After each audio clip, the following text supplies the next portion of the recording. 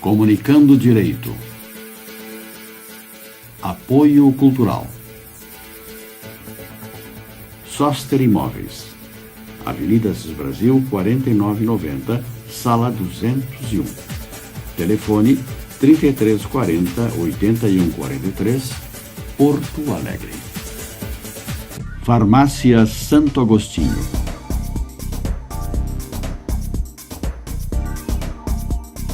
Rua Pero Lobo Pinheiro, 2071. Fone 3340-7910, Sarandi. Farmácia Pastoriza. Rua Bernardino Silveira Pastoriza, 561. Fone 3381-3494, Porto Alegre.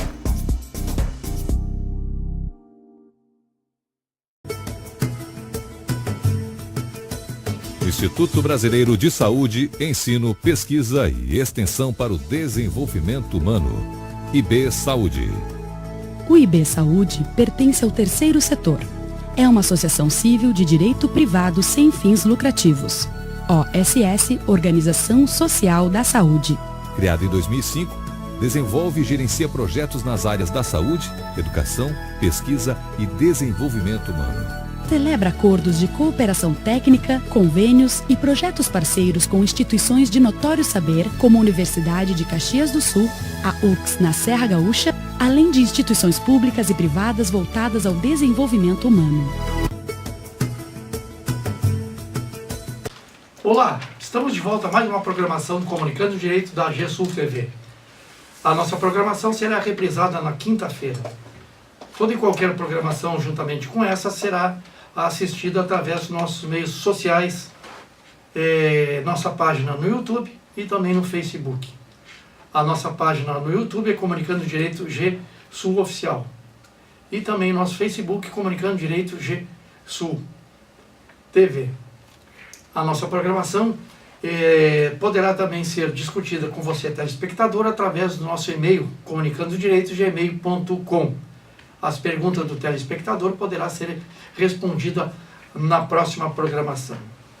Hoje nós falaremos sobre o tema do polêmico HC, expedido em favor do Luiz Inácio Lula da Silva, ex-presidente que se encontra preso em Curitiba, através de cumprimento de pena provisória.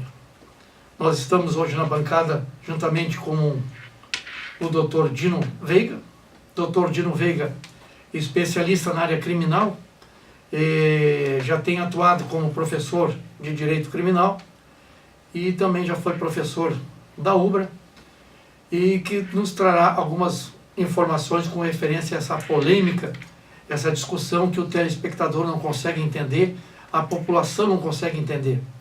Também aqui ao meu lado, Dr. Demerval. Dr. Demerval, empresário na área de farmacêutico, na Zona Norte, formado em farmácia, formado em Direito, e tem nos cooperado todos os nossos programas aqui com as suas belas informações com referência não só na área da saúde, como também do Direito. Nós também temos aqui o nosso telespectador, Fábio Guterres.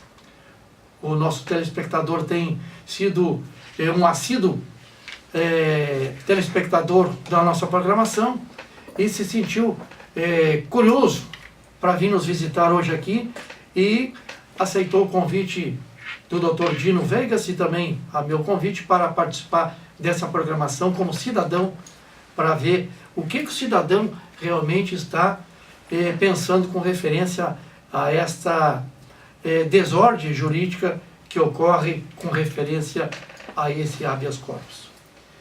De mão, vou passar a palavra então ao Dr. Dino Veiga.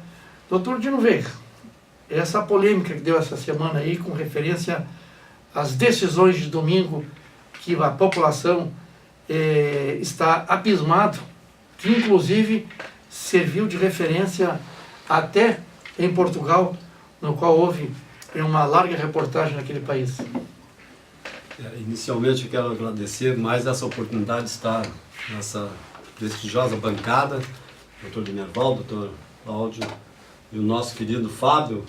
Muito oportuno, inclusive, a presença do Fábio aqui como telespectador, porque nós 3 operadores do direito, temos aí e procuramos, no Comunicando o Direito, a comunicação ela só é boa quando quem a recebe entende. E é o que nós procuramos fazer. Então, vir um cidadão, um jovem, telespectador na bancada é muito oportuno para a gente falar do que está aí acontecendo. E inicialmente, antes de vir para cá, nós tivemos a oportunidade de estar juntamente com o Henrique Boltrini. O Henrique Boltrini, Demerval, é o comerciante mais antigo da Assis Brasil, lá dos fundadores. O pai dele tem um comércio de 82 anos. Né? Então eu estava lá conversando com ele e a sua esposa, a dona Graci, e eles com muita satisfação, elogiando a todos, e pediu para trazer para a bancada aqui. Então o abraço fraterno deles. São nossos telespectadores assíduos, estão sempre lá. E pediram carinhosamente, professor, esclareça isso para nós lá, tente nos esclarecer, porque está confuso.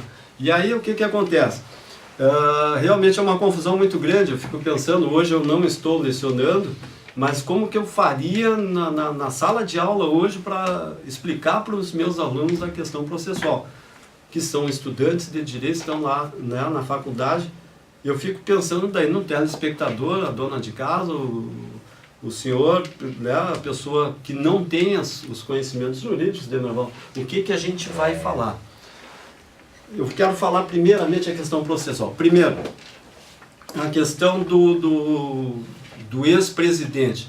Eu não entendo por que não se fala. Ele, na verdade, ele é um apenado. Ele está cumprindo uma pena, ainda que provisória, porque tem aquela questão do segundo grau e tal, mas é um apenado. Um apenado como provisório. Qualquer outro. É um apenado provisório, como qualquer outro. Aí, a primeira coisa que vem, que se fala do fato novo. Por que, telespectador, se fala do fato novo?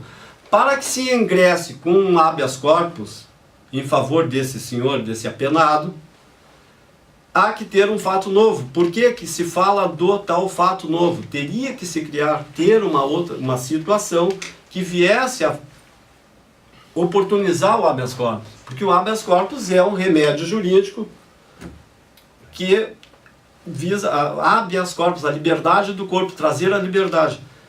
Neste caso do habeas, nesse caso do fato novo, que veio ali é o fato de ele ser pré-candidato. Por favor, isso não é fato novo. E isso, ainda que fosse um fato novo, não autorizaria a concessão de um habeas corpus. Porque senão vamos pedir para o senhor Fernandinho Beiramar lá, enfim, qualquer um presidiário, qualquer um apenado, se diga candidato, eu sou pré-candidato, então eu tenho que ter liberdade para poder ir aos programas de televisão, eu tenho que... Não é assim. Mas enfim, vamos à questão processual, que é muito delicada, por favor, se ficar enfadonho, mas é importante para que o telespectador entenda. Primeira coisa, o habeas corpus, a autoridade coatora, quem é a autoridade coatora nesse processo? É a 8ª Câmara, aliás, a 8ª turma do Tribunal Regional Federal da 4ª Região, que foi quem julgou a condenação, se era válida ou não, a apelação que o senhor Luiz Inácio, os advogados entraram, julgou a decisão do Sérgio Moro, o juiz Sérgio Moro, do 1º grau, que o condenou. No momento em que eles confirmaram a sentença e decretaram a prisão, que mandaram ele imediatamente dar início ao cumprimento da prisão, eles passam a ser a autoridade coatora. Portanto, somente o Superior Tribunal de Justiça ou o Supremo Tribunal de Justiça, que são as instâncias que estão acima, é que poderiam apreciar e poderão apreciar um habeas corpus. Como já aconteceu lá em março, os senhores vão lembrar, logo em seguida o Superior Tribunal de Justiça apreciou um habeas e negou. Essa que é a questão. Então, quando um desembargador ali, o desembargador Rogério Favreto, no plantão, recebeu esse habeas, dentro do que diz o Código de Processo Penal, dentro do que está na Constituição, ele já teria que nem conhecer do habeas. Mas ele fez o quê? Ele recebeu um habeas e concedeu uma liminar. Olha só isso da concessão da liminar é uma coisa absurda. Mas aí, sem ouvir o Ministério, exatamente, bem observado, sem ouvir o Ministério Público, que é o que deveria ter sido feito. Bom, mas aí vem as coisas que começam a acontecer aí. Ele pega, concede a liminar, manda que se ponha em liberdade, daí o Gebran, né, que é o relator do processo, aquele que foi julgado, que vem lá do Moro, num atropelo, porque o Gebran também estava de férias, vai e diz não pode, porque ele não tem competência, não sei o que, manda prender de volta. Aí vem isso aí, e a pessoa vai entender isso. Vem aí então o Favreto, novamente, o desembargador que tinha concedido, ele disse, não, tem que cumprir, que seja solto em 1 hora, e dou o prazo de 1 hora para que seja solto e tal. Nesse meio tempo, já lá na primeira, o doutor Sérgio Moro, que estava de férias em Portugal, vai dar um despacho. Isso eu vou deixar para comentar daqui a pouquinho. Mas vamos ali.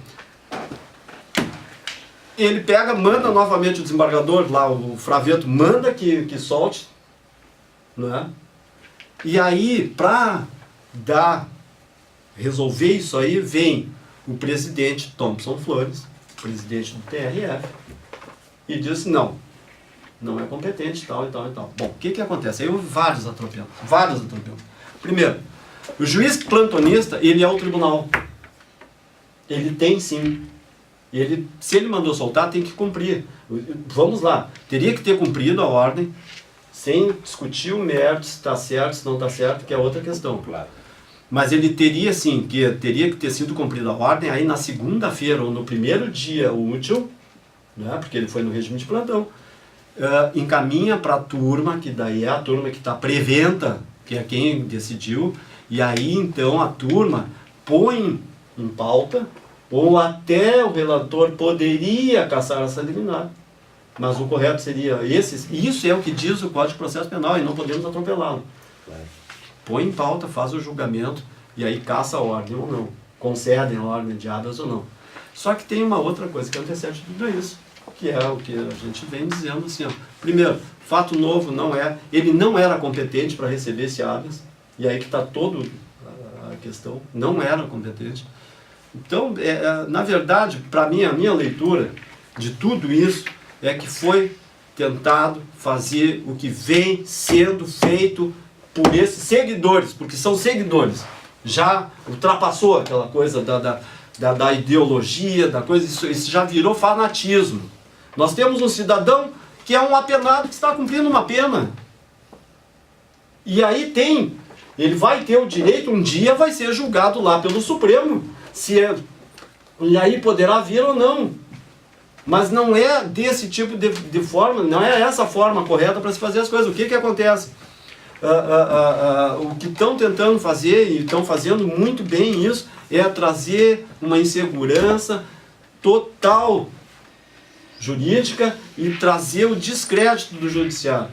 Tá bom, tudo bem então. O doutor Dino nos trouxe um breve relato do devido processo legal, dentro de um procedimento do HC, e deu então as suas informações.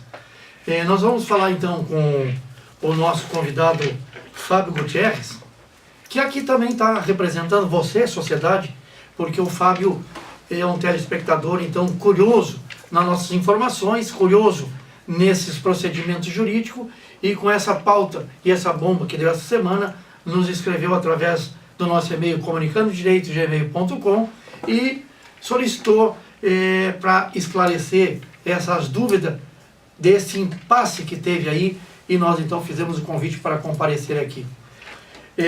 Fábio. Eu queria primeiramente agradecer a audiência do programa. E assim, como toda a sociedade, eu me pergunto, assim, é uma dúvida minha que acho que até o Dr. Dino acabou de esclarecer ali, mas vou fazer de novo a pergunta. Se o magistrado esse tinha devida competência para fazer o que ele fez. E aí eu não entendo, se ele tinha competência, por que não foi cumprido e voltava atrás, e ele dava de novo a mesma decisão. Essa é uma dúvida que Para um cidadão é difícil compreender. é muito difícil. Que eu não... O que passa na cabeça do cidadão, no caso aqui que está representando o telespectador? Passa que pode haver alguma conotação política nesse sentido? Foi o que me passou, porque normalmente, assim, que eu saiba uma decisão de um juiz, eu, como já fui funcionário público, quando fui secretário no meu município, tinha uma decisão de um juiz, se cumpre, mesmo que seja um juiz de primeira instância. Tá certo. Doutor Demerval, essa polêmica, esse juiz era competente, não era competente, à luz do devido processo legal? Doutor Cláudio, essa decisão estarreceu o país, né? Porque na calada da noite, quer dizer, o que Os impetrantes, né? Eu sou assim, eu não tenho partido político, doutor Cláudio. Como cidadão eu não tenho, eu voto nos candidatos que eu entendo melhor tal. Então, não estou falando aqui de PT, até porque eu até esses dias estava falando com a doutora Márcia, sabe? Não tem a ver com o partido. Só que o problema é que, como o colega falou ali, já passou dos limites, né? Ele é um preso normal como qualquer um. A legislação já confirmou, segunda instância, tem que ficar preso, já cumprir, porque foi um jeito que eles tentaram de trazer mais assim celeridade, mais segurança jurídica, né? Porque o que acontece? As pessoas recursos e acabavam, né? Passando tempo e tal, aí precluiu, né? Não iam mais ser julgados. Então, segunda instância, aí o que acontece? O Lula está preso, como todo cidadão, que tem que cumprir. Aí o que o PT fez? Usou não o advogado, né? Usou o partido, teve deputados federais, né? Tamoso, Paulo Pimenta, que aqui é do Rio Grande do Sul, e na calada da noite, o que eles levam a entender? Que eles, de certo, tiveram uma conversa antecipada, viram o dia que esse Favreto, esse desembargador, que foi filiado ao PT há muito tempo, estava de plantão, tentaram usar um fato novo, que fato novo não existiu, porque como o colega falou ali, todo mundo sabe que ele sair, mesmo preso ele vai tentar se inscrever, né? Vai tentar ou concorrer. Então o que acontece? Isso aí gerou um imbróglio político muito grande, jurídico e político muito grande. Eu vi até uma reportagem que a Polícia Federal disse, tá assim, para aí, a gente tá nesse fogo cruzado. Um dia solta, um dia não. Quer dizer, a Polícia Federal lamentou essa desorganização da justiça e a politização que está sendo dada ao caso do Lula, entende? Isso é ruim porque a justiça ela sempre foi alheia à política. Ela julga pela lei. Certo. Tem alguma? Uma outra dúvida assim que eu tenho como cidadão, eu sei que a gente está falando de um momento, um fato que ocorreu agora, essa semana, tá? Mas é uma dúvida minha, não quero que vocês pensem que é alguma coisa partidária aqui, até porque eu não sou de partido, né? O que acontece? Uma pergunta assim, se desde o início esse processo já não veio parar hoje do que está, porque o Moro agiu certo dentro desse processo ou não? Eu não sei, eu estou perguntando para vocês. Vocês entendem do direito. Tá certo. Então, apenas eu vou esclarecer um pouquinho o que foi dito aqui pela bancada, tanto pelo Dr. Dino, tanto pelo o nosso representante do telespectador aqui, que foi convidado para comparecer aqui e trazer as suas dúvidas. A meu sentir, dentro de um lado processual, se sabe que tudo que é feito por homem está sujeito aos erros, não é? E o judiciário então, é feito por homens também, está sujeito aos erros. Nós temos casos de juízes aí, né, que não é porque vão dar uma decisão que seja legal. Existe uma determinação, pelo menos lá na caserna, para quem foi militar, ordem absurda não se cumpre, não é? Isso para quem foi milico, para quem já esteve lá na caserna, já sabe que ordem, sendo absurda, ela não se cumpre.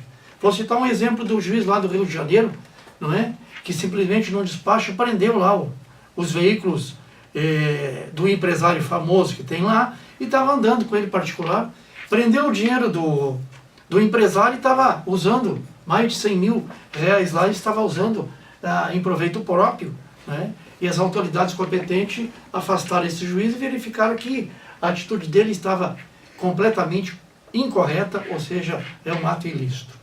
A meu ponto de vista, dentro do lado processual, meu entender, existe uma resolução do Conselho Nacional de Justiça. O Conselho Nacional de Justiça é um órgão que praticamente ele normatiza certos tipos de posições dos juízes de primeiro grau, segundo grau, estadual, federal. Toda essa situação, ela é alguém normatizada. Existe a resolução, então, número 71 de 2009, no artigo 1º, e seu parágrafo também 1º, diz o seguinte: o plantão judiciário não se destina a reiterada pedido do plantão judiciário, senão que não se destina ao reiterado pedido. Ou seja, aquele pedido já foi então analisado pela 8ª turma, conforme o doutor Gino nos colocou. Então, aquele habeas já foi, do Lula, já foi apreciado pelo STJ, através de um habeas corpus, naquela instância, um habeas corpus 152.752, do qual o STJ, através do relator Fachin, já decidiu com referência à soltura e o cumprimento da pena em segunda instância ou não. Ou seja, com essa resolução do Conselho Nacional de Justiça, o plantão, imediatamente, ele deveria ter, então, não reconhecido esse habeas corpus, né? E já imediatamente fulminar. E se porventura ele tivesse algum tipo de dúvida, ele podia negar a liminar e mandar para o juiz competente para que então ele lá analisasse se seria uma medida necessária ou não. Ou seja, existe uma norma impeditiva para que esse juiz desse esse despacho.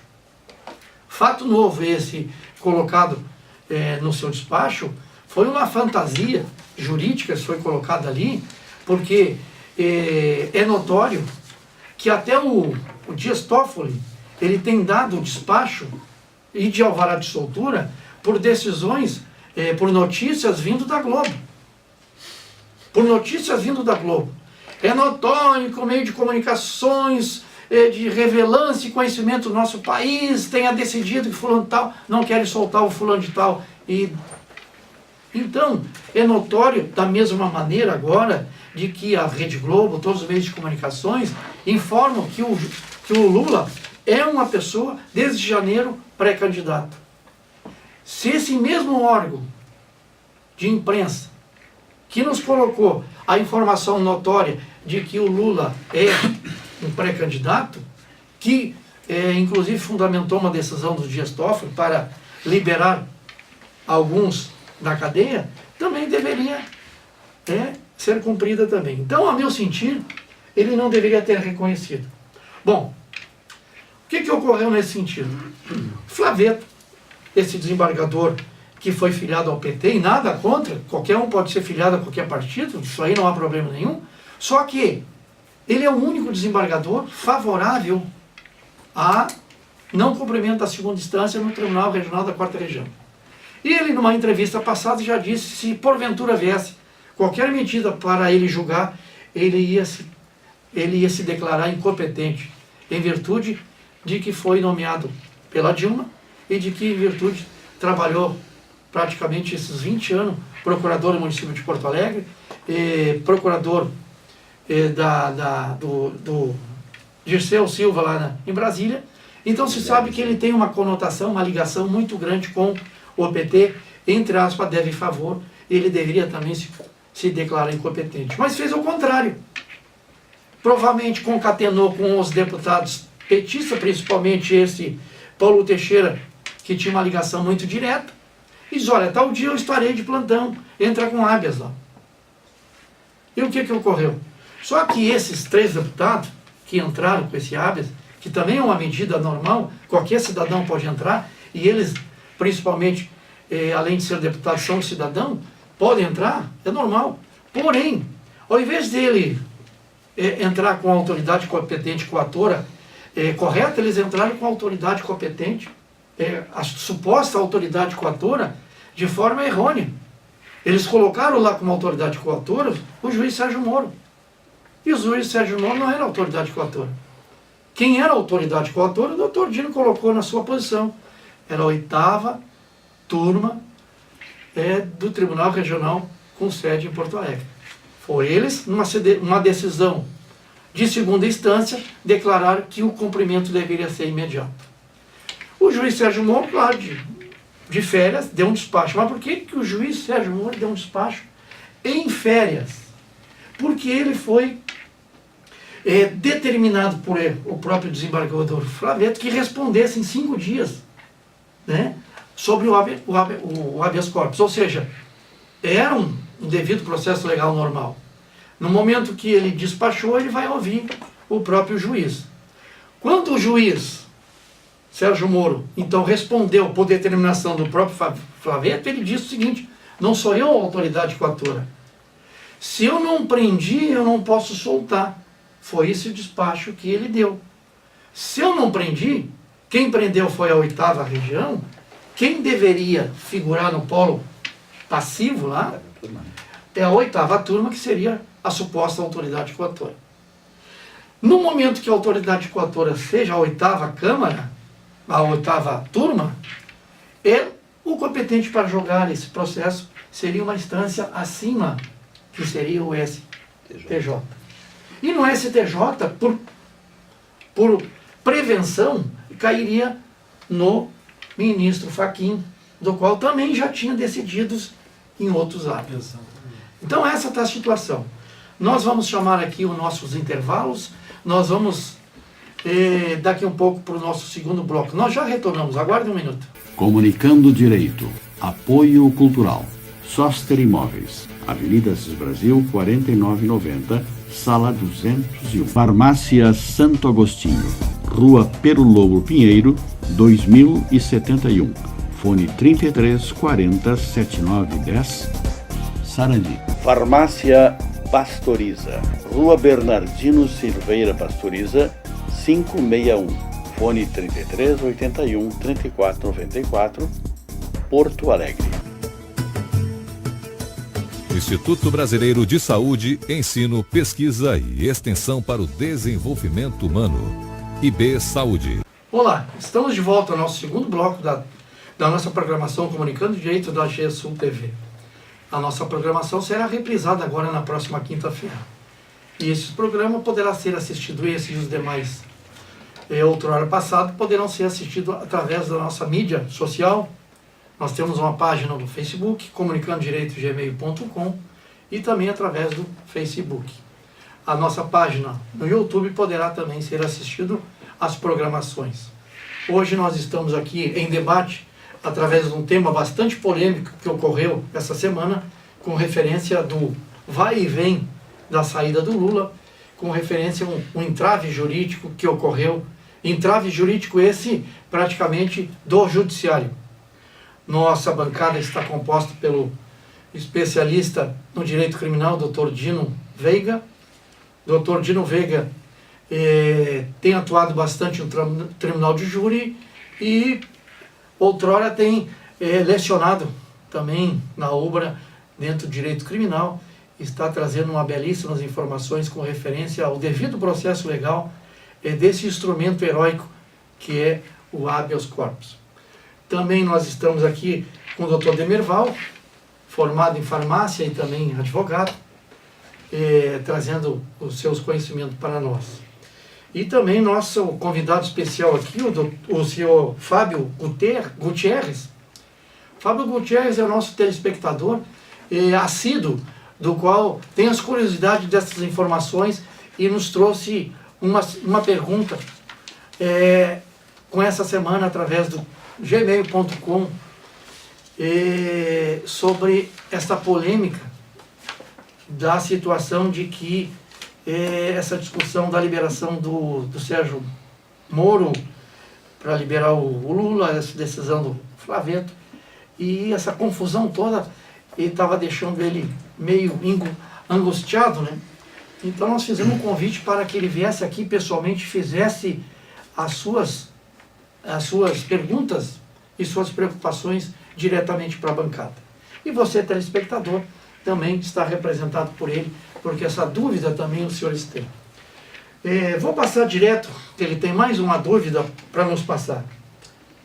Assim, ó, como uma parte grande dos telespectadores acredito que tem essa dúvida, eu gostaria de direcioná-la para o Dr. Demerval, tá? Assim, doutor, se na gênese desse processo, lá no início, o Dr. Sérgio Moro, ele agiu corretamente dentro do processo e a sentença dele foi correta? Essa é a minha pergunta. Ok. O Dr. Sérgio Moro, ele em pese, né, essa partidária está dizendo que ele está sendo politizando a justiça, ele não, ele tem sido um juiz bastante enérgico, mas cumpridor da lei. E essa sua pergunta é bastante válida, né, porque ela simboliza o desejo de maioria dos telespectadores e internautas. O Dr. Sérgio Moro, ele como juiz de primeiro grau, ele julga casos, né, referente a Petrobras, que chegam lá para ele, são todos julgados lá, tudo canalizado lá em Curitiba, a vara de Curitiba lá, ele é o juiz responsável, né, então ele julga as ações de primeiro grau. Então, no caso do nosso ex-presidente, ele condenou, em primeira instância, o Lula a 9 anos de prisão. Claro, aí o nosso telespectador, ele apelou.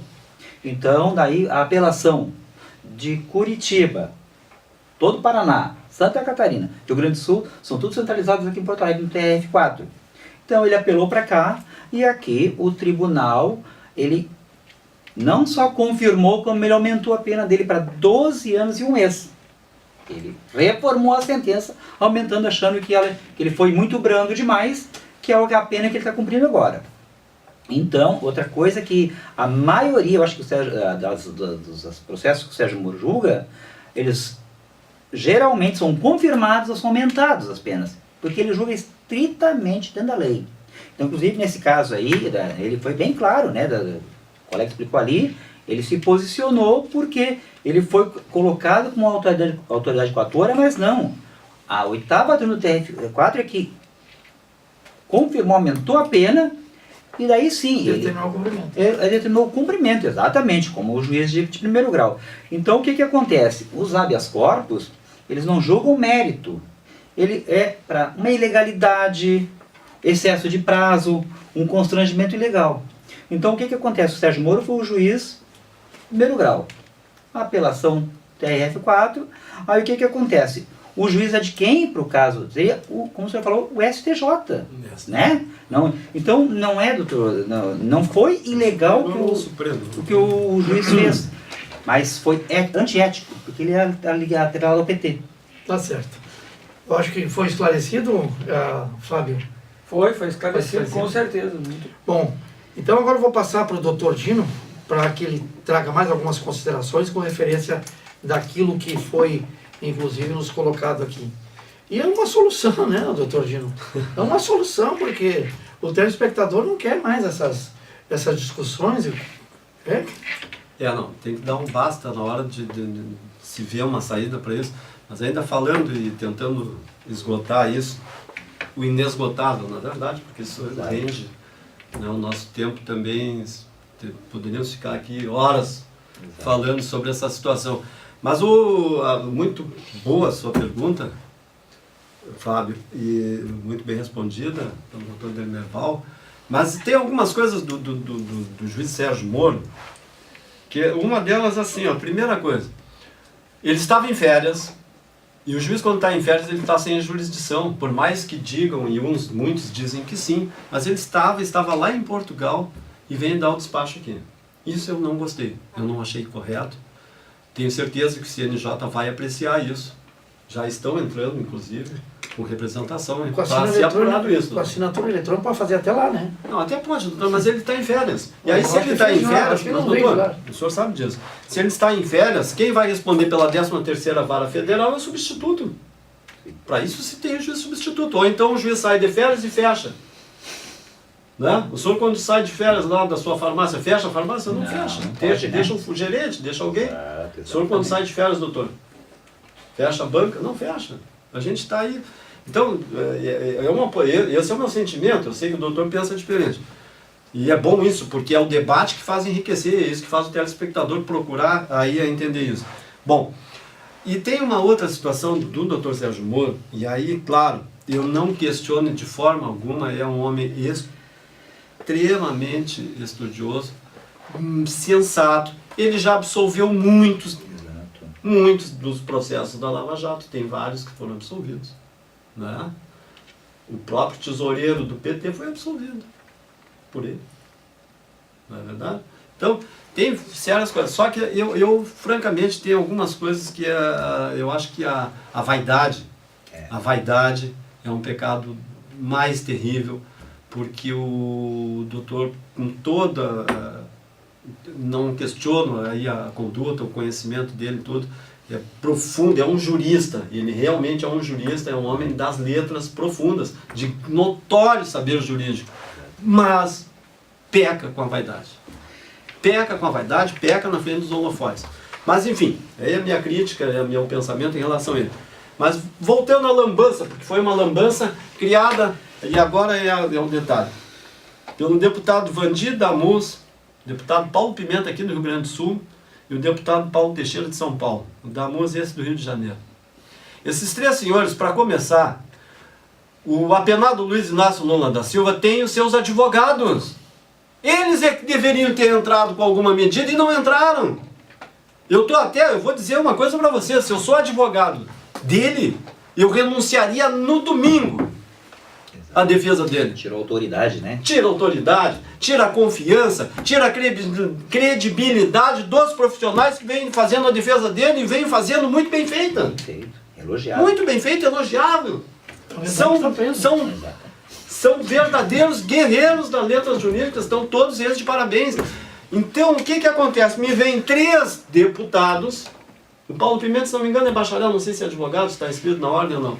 Vem 3 deputados, fazem uma lambança dessa, e aí o mais grave de tudo isso é com a conivência, e houve, para mim houve essa conivência, não esperaram nada, sapinho, estava tudo combinado, não sei se até não estavam em jantares e bebedeiras e coisas na véspera, para entrar com esse hábito de fazer toda essa lambança, e eles acreditavam nisso.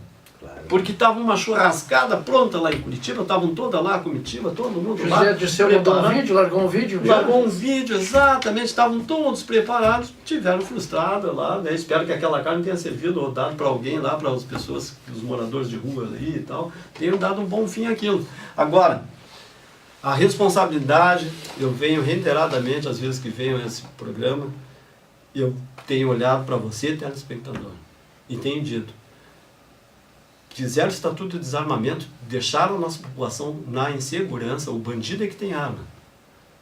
E nós, cidadãos de bem, estamos desarmados, na mão de bandidos, na mão aí nessa insegurança terrível, temendo, presos dentro de casa. Presos dentro de casa, cumprindo, como eu disse no programa anterior, né? Nós estamos cumprindo uma pena domiciliar sem ter condenação. Exatamente. Não é verdade? E aí então assim, ó, falta pouco tempo agora, em outubro, a única arma que nós temos e que tem que ser usada, a nossa responsabilidade, a sua responsabilidade, você que está nos ouvindo, que está nos assistindo, tenha cuidado na hora de votar. É só desta forma que nós vamos mudar. E não vá na conversa de que, não adianta porque político é tudo igual. Não, esses aí são assim. E são esses, homens como esses deputados, Valdir Damus, do Rio de Janeiro, Paulo Pimenta, aqui do Rio Grande do Sul, e o Paulo Teixeira, lá em São Paulo, nós que somos gaúchos, vamos prestar atenção, esse senhor vai à reeleição. E nós vamos ter 45 dias, o senhor sabe disso, para a campanha, por quê? Para favorecer quem já está lá. Eles vão pegar o dinheiro do fundo partidário para fazer essas campanhas ricas que eles fazem. E aí, para tentar não haver renovação. E assim, ó, a solução vai ser aí. Então, vamos usar a nossa arma muito bem usada, que é o voto, lá em outubro, quando vierem as eleições. Muito bem. Fábio, esse recado que o Dr. Dino está dizendo para a população, é viável? Como é que a população está assistindo esse pleito que vai chegar agora aí? O pessoal está preparado para votar ainda ou não? Não, assim, ó, o que eu noto, a maioria esmagadora quer uma renovação. Quer renovação. Só que eu faço uma pergunta aqui para vocês. Aí vocês veem quem vai responder. Se hoje o sistema político que está posto, ele beneficia numa renovação ou não? Essa é a minha pergunta e da grande maioria da sociedade. Tá certo. Assim, claro, tem esses fundos partidários, então o que acontece? Ocorre que a gente vê, chega a época de eleições, tem salvadores da pátria, tem pessoas que vão resolver tudo a toque de caixa. Então o que eu recomendo para o telespectador, e o senhor é exemplo que está representando ele? Renovação. Votar no novo, quem não está comprometido com essa política que está aí, porque realmente virou sinônimo de corrupção, de desorganização, de baderna. Então, votar no novo, pessoas que não estão comprometidas, não estão corrompidas ainda, entendeu? Porque se a gente votar no novo, porque os que estão aí não fizeram nada, ou melhor, fizeram o que a gente está vendo todo dia aí. Então, optar por renovação. Essa é a minha opinião, esse é o meu conselho. Tá certo. Eu também daria o seguinte exemplo. O sistema democrático, infelizmente, não pode ser mudado. A sociedade está clamando pela posição que o Exército assuma, para que o Exército assuma de forma constitucional. Ou seja, há uma desorganização política no nosso Estado, no nosso país. Se vê que o nosso presidente foi retirado de lá, nós temos um vice-presidente na iminência de ser retirado, só não foi porque há um prejuízo maior para a sociedade em retirar agora no qual está saindo, não é? A importância da renovação seria no sentido de que, mesmo tendo o Lava Jato, mesmo tendo o juiz Sérgio Moro, mesmo tendo o juiz lá do Rio de Janeiro, o Breda, que está atuando, nosso país é bastante grande. Quantos Sérgio Moro deveria ter mais nesse país? Quantos juízes Breda deveria ter mais nesse país? Nós temos que ter mais juízes corajosos para que então tome posição igual a esses juízes aí. Porque está havendo uma organização da máquina estatal, não é? E contra esses políticos. Outro dia eu vi agora numa entrevista onde informaram de que o PT é difícil de tirar do poder porque está em todas as instituições. Agora um guru deu uma entrevista essa semana aí. Mas não é um PT, não se está falando em partido político, está se falando em políticos corruptos. E mesmo com toda essa posição do braço da justiça contra esses cidadãos que se dizem representantes do povo, ainda continuam. Nós temos agora, esse último domingo aí, com mais pessoas sendo presas. Então só tem uma medida, só tem uma saída para esse país, é a renovação. Nós vamos chamar nossos intervalos e nós já retornamos com o nosso terceiro bloco. Comunicando Direito. Apoio Cultural. Soster Imóveis. Avenida Assis Brasil, 4990, Sala 201. Farmácia Santo Agostinho. Rua Perulouro Pinheiro, 2071.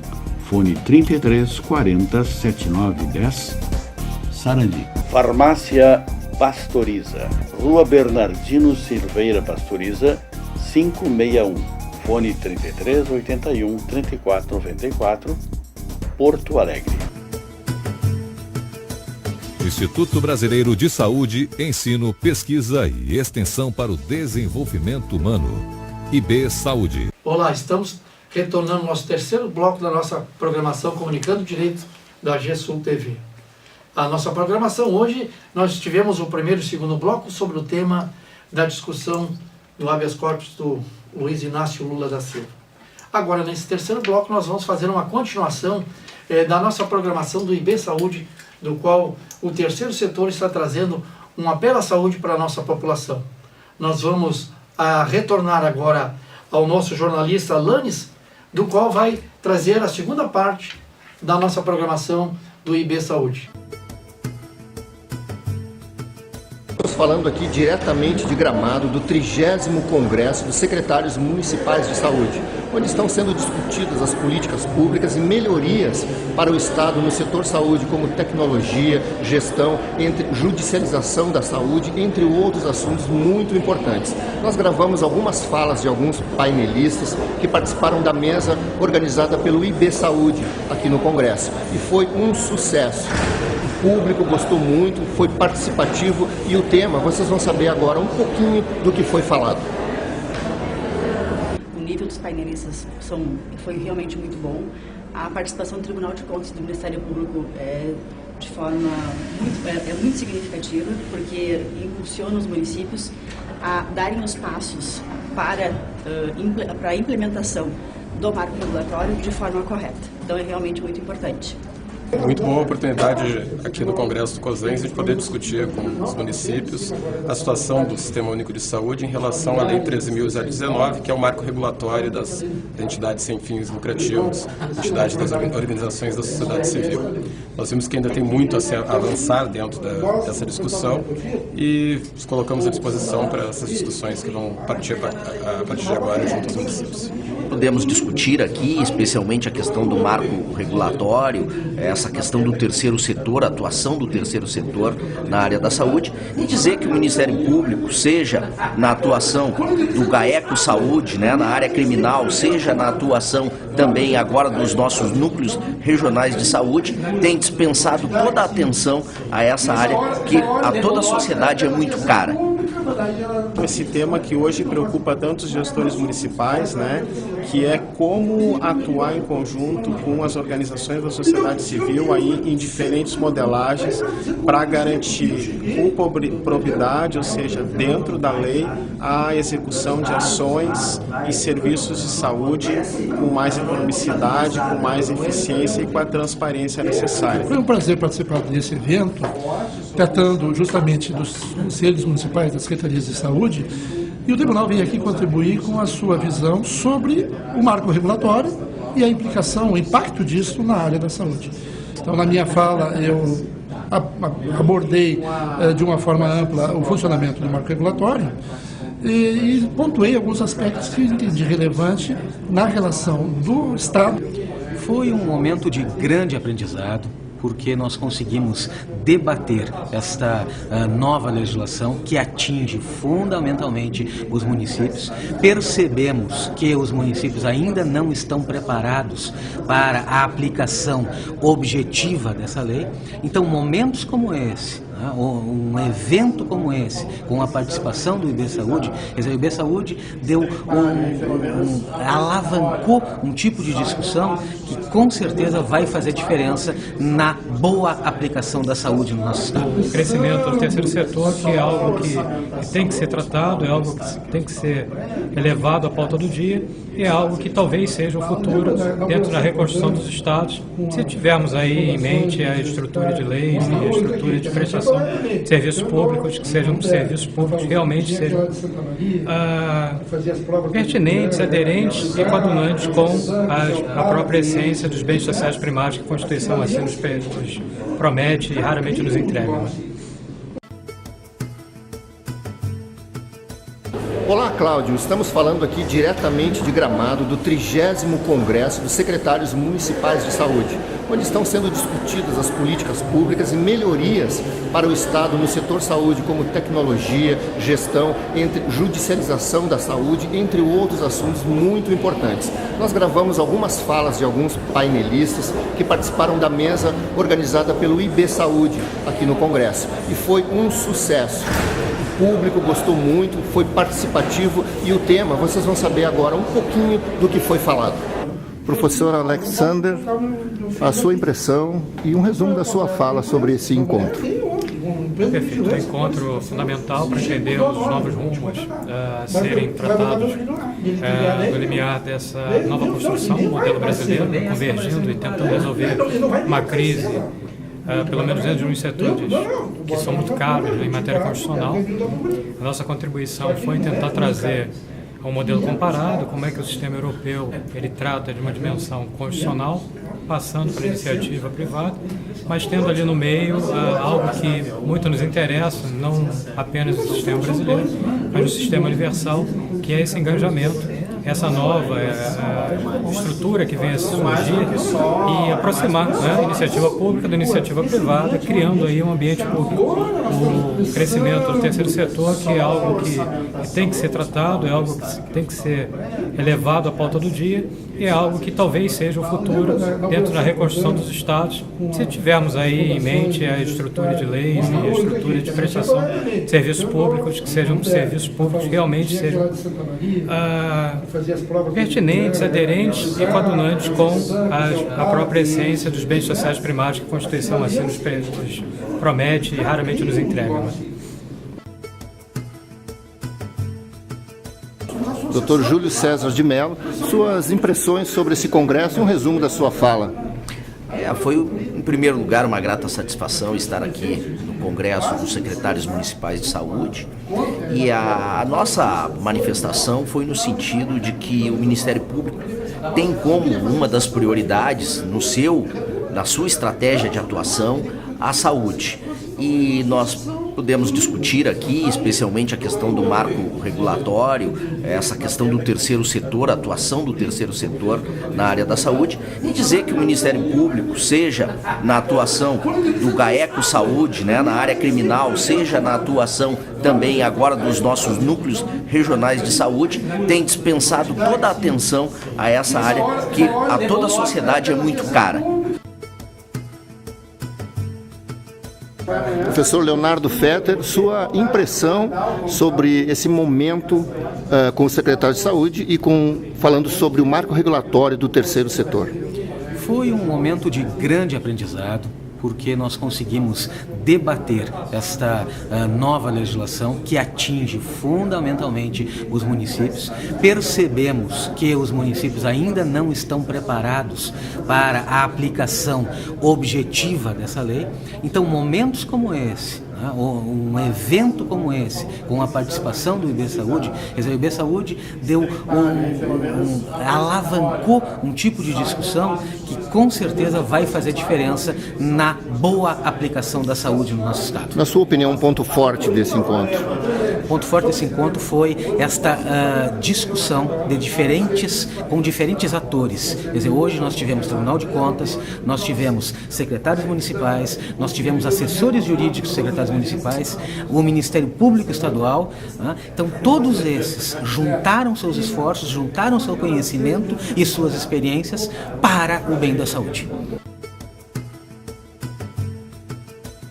Ricardo Charão, secretário de Saúde de São Leopoldo. Sua impressão sobre o evento e uma síntese da sua fala, secretário.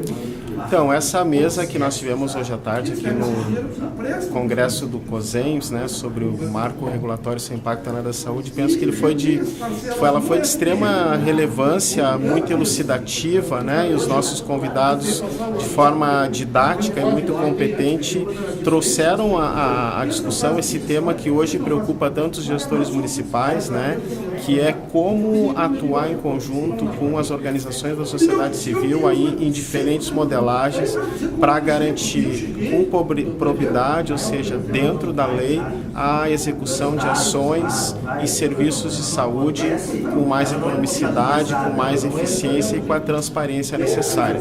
Penso eu que foi um passo importante essa discussão, essa iniciativa conjunta, e que ela deve ter continuidade e aprofundamento em outras instâncias envolvendo os gestores municipais de saúde, porque nós precisamos qualificar a nossa gestão e qualificamos com gestores bem informados, podendo agir dentro da lei e garantindo que é o direito da população. Valtuir Nunes, representando o Tribunal de Contas do Estado do Rio Grande do Sul. Sua impressão sobre o evento e uma síntese da sua fala. Foi um prazer participar desse evento, tratando justamente dos conselhos municipais das secretarias de saúde, e o tribunal veio aqui contribuir com a sua visão sobre o marco regulatório e a implicação, o impacto disso na área da saúde. Então, na minha fala, eu abordei de uma forma ampla o funcionamento do marco regulatório e pontuei alguns aspectos que entendi relevante na relação do Estado com o terceiro setor, especialmente com a área da saúde. O senhor pode dar um exemplo? Fizemos um comentário sobre as parcerias com as Santas Casas, na área da saúde, e com algumas exceções que o marco regulatório prevê, no caso da área da assistência social, na área da questão ambiental também, que outras entidades, que não só a da saúde, têm que se submeter às regras do marco regulatório. Com imagens de Pablo Alves, voltamos ao estúdio do programa Comunicando Direito, com Cláudio Dávila. Obrigado, Lânis. Muito obrigado por essa belíssima apresentação aí no IB Saúde. Nós estamos de volta aqui na nossa programação do Comunicando Direito. Nós estamos encerrando essa programação e retornaremos a semana que vem. Muito obrigado. Comunicando Direito. Apoio Cultural. Soster Imóveis. Avenida Assis Brasil, 4990, Sala 201. Telefone 3340-8143, Porto Alegre. Farmácia Santo Agostinho.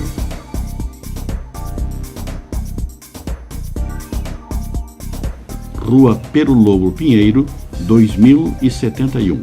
Fone 3340-7910, Sarandi. Farmácia Pastoriza. Rua Bernardino Silveira Pastoriza, 561. Fone 3381-3494, Porto Alegre.